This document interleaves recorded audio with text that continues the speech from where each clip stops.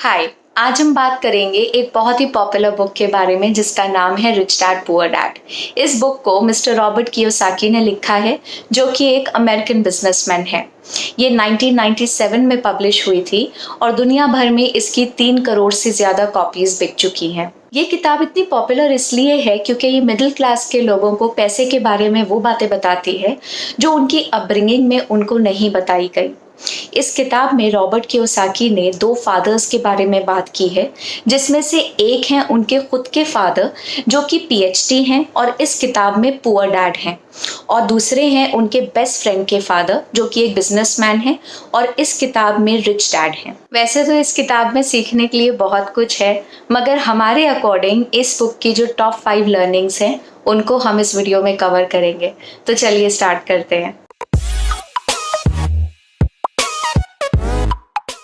तो पहली सीख ये है कि हमें चैलेंजेस से दूर नहीं भागना चाहिए, बल्कि चैलेंजेस में अपॉर्चुनिटीज को ढूंढना चाहिए।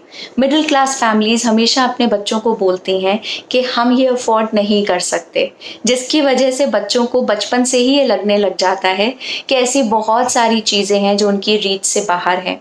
On the other hand, rich families में बच्चों को ये सिखाया जाता है कि अगर उनको कोई भी चीज़ चाहिए तो वो उसको कैसे अफोर्ड कर सकते हैं। अगर आप ऐसा बोलते हैं कि कोई चीज़ है जो आप अफोर्ड नहीं कर सकते, तो आप खुद ही उसकी सारी अपॉर्चुनिटीज़ को ख़त्म कर देते हैं और उसके बारे में सोचना भी छोड़ देते हैं। वहीं अगर आप उसके बारे में ऐसा सोचें कि मैं इसको कैसे अफोर्ड करूं, तो आपका माइंड खुद ही अपने आप को फोर्स करता है कि नए नए रास्ते निकालें। आप अपॉर्चुनिटीज़ को खुद क्रिएट करते हैं, जिसकी वजह से आप अपने लिए वेल्थ भी क्रिएट कर पाते हैं। इस किताब की दूसरी लर्निंग ये है कि आप कितना कमाते हैं, उससे ज़्यादा ज़रूरी बात यह है कि आपकी नेटवर्थ कितनी है। रॉबर्ट कियोसाकी ने अपने फादर जो कि पीएचडी थे उनके बारे में बताया कि भले ही वो पीएचडी थे, मगर मंथ एंड में उनके पास कभी भी ज़्यादा पैसे नहीं बचते थे।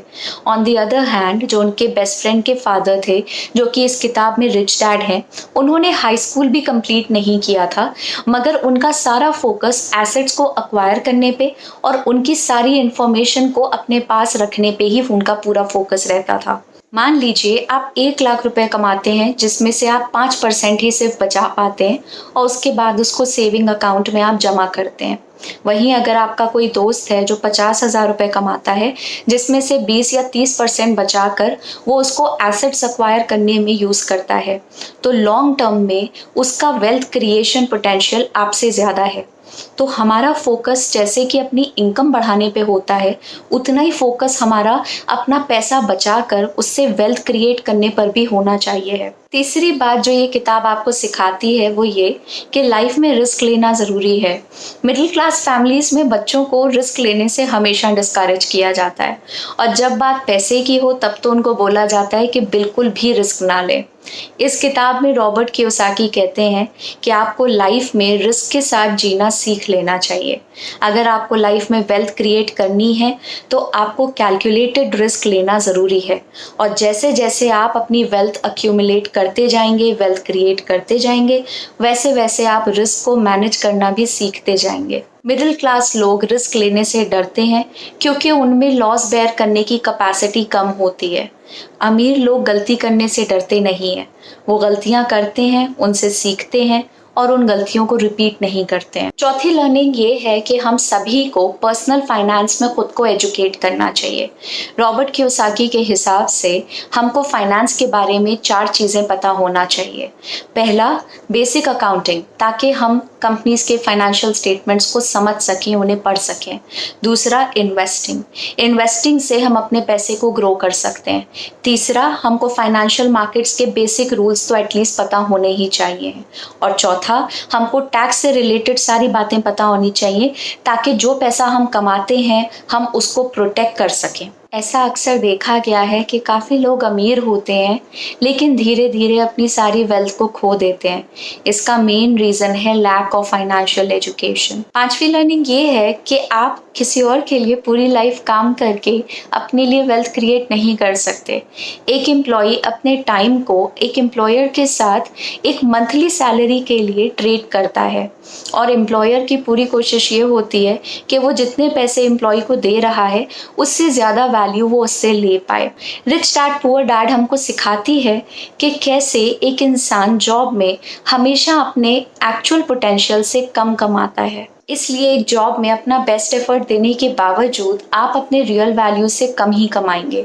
जब आप अपना खुद का बिजनेस करते हैं और अपने लिए खुद काम करते हैं तो उसमें आपकी इनकम पे कोई सीलिंग नहीं होती।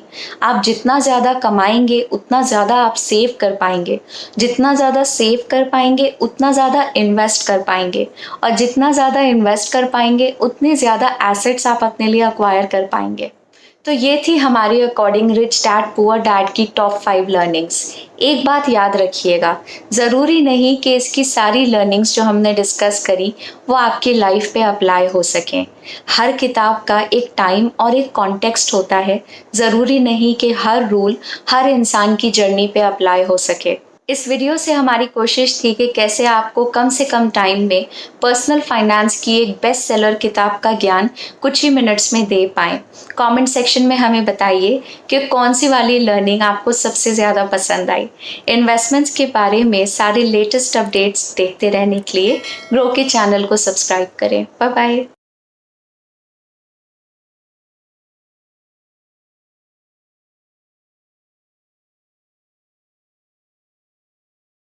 Investment in securities market are subject to market risks. Read all the related documents carefully before investing. Please read the risk disclosure documents carefully before investing in equity shares, derivatives, mutual fund, and or other instruments traded on the stock exchanges.